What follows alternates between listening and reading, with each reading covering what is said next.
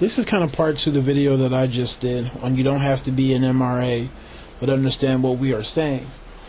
I didn't want to add this in the other video because it would have took me over 10 minutes. It actually lets you go, 11 minutes, but I just didn't want to. It was too much to talk about.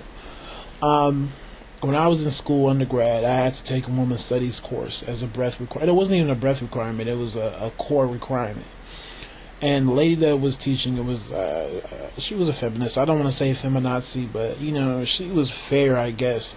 Some of the things that she was saying, if I took that class again, we probably would have been going at it. But, I guess she was okay. And every time we started lecture, she would have her PowerPoint up, and she would put on a joke or a quote, that was somehow related to, women and this, that, and the third. And she had this one joke where, I forgot how it went, so I'm paraphrasing, but she said, a woman's best chance at becoming a millionaire is to simply marry a millionaire, And, the spirit behind the joke was, hey, why kill yourself academically or trying to run your own business or do something, moving up the corporate ladder? You have a better chance at marrying a man who's a millionaire. And it was a joke, but there's some truth behind it. If you look at successful men in America, there's always women or a woman that benefits from his money. People act as if men somehow gather their money and they run off. Remember DuckTales, Scrooge McDuck, like he just had a vault full of gold coins and he used to swim in it, and he was so frugal, and he was, I'm not giving you a cent. People would be like, begging for his help. Their homes are going to be foreclosed on, and they're like, please help us. And he was like, no, I'm not. I'm going to go swimming in my money, right? People swear like that's how men are, but people forget men with money, spend it, especially on women. Why is it that extremely attractive women, and I'm not talking about this whole relative, beauty thing. I'm talking about women that everybody hands down will say, okay, she's an attractive woman. Even if you don't find her attractive, you can say, yeah, I understand why other people would deem her as attractive. Notice why men with money always have those types of wives, right?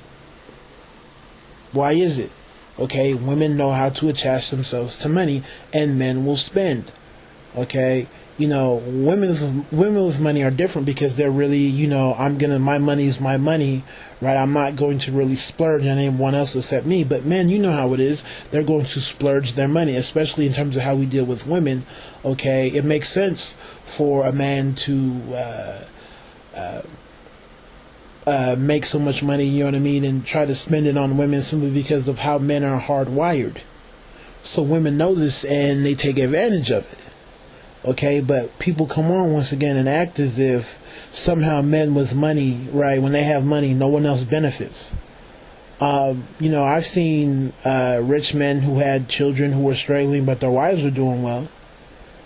Especially with the whole idea of divorce, it's a win-win. Even if you don't have the quote-unquote gold digger, you have to understand, if a man wants to have a life that's going to cost him $100,000 a year, what does he have to do? He has to make sure he's going off, and he has to make $100,000 and probably a little bit more if he has a girlfriend, wife, or kids. But women, let's say she wants a $100,000 lifestyle. All she has to do is come up with $30,000, and she'll go marry a dude who's making 70 plus. She has that luxury.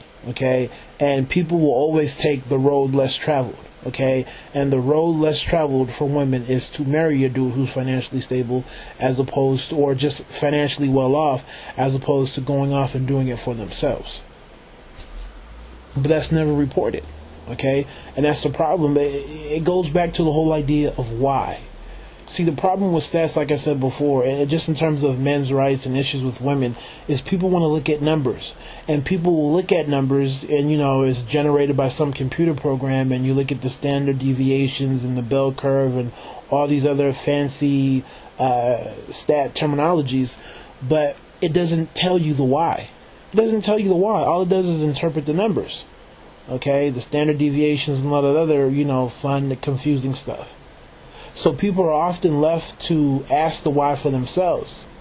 Okay? It is what it is. It's like saying, hey, 10% of my school, right, the students were absent.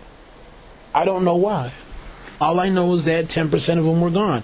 Now, I can sit there and come up with all sorts of, reasons to why, but I don't know. So it's really up to somebody who's responsible to explore the why. But once again, people will look at the numbers and they'll find whatever disparity exists between, men and women, especially when it hurts women. Okay, mind you, they won't acknowledge or examine numbers that somehow benefit women. But when it comes to, women being on the shorter side of the stick, all of a sudden they want to examine the numbers, but they won't dig deep. They won't dig deep. Okay, and to me it's almost elementary. It's at the point where I feel like I need to just go out and slap certain men in the face who don't understand what's going on, because it really hurts all of us. The fact that so many men are ignorant really hurts what we're trying to do. Whereas women, even the women who aren't feminists, are smart enough to know, okay, let me not speak out against feminists, even though I'm feminism, because I'm a woman, because I know how we all benefit. I hate to say it, but it's the truth. I'm not trying to throw women who don't follow, the whole feminist movement. I'm not trying to throw them under the bus, but it is what it is. Okay, but men buy into this, and they don't understand how we're all hurt by what's going on. It's really a sad situation. No one wants to ever look at the numbers. Like I said before, when the numbers somehow show that women are getting the shorter end of the stick, no one wants to examine what's going on. Alright, no one really wants to look at the deeper level. No one wants to look at the simple fact that the life of a man is different from the life of a woman. But people want to come on and always compare men to women as if it's apples and apples. You're dealing with an apple and you're dealing with an orange. Two different types of lives. So the whole idea of a man going off getting an education means something completely different from a woman going off and getting an education. There might be some similarities, but there are key differences that are never explored. That's why people have to look at the numbers but go deeper and start asking themselves why and going off of what they see in real life. To me, if people want to learn about life, all you have to do is really sit outside and watch. Yeah, you need to read books and you need to study and do this and the third, but just watch. Just watch. Okay, when I graduated and I didn't really know what was going on and really what I wanted to do, man, I just spent a lot of time not even in front of the TV playing video games. I would just be just out and just watching life and writing down my thoughts about this, that, and the third. Asking why. And a lot of stuff started to make more sense to me, but like I said, you have so many men who are still in the dark. And it's unfortunate because a lot of women know the negative effects of feminism, but they don't speak out because they know they benefit. Okay, and men on the other hand, we're struggling. Every man struggles. Okay, but you have so many who are blind to it and think that it's not really hurting them, but it really is. Like I said in my last video, this is being taught. This is no longer conversations that we're having personally. This is being taught. This is ingrained in our education system, our professional system. It's everywhere around you.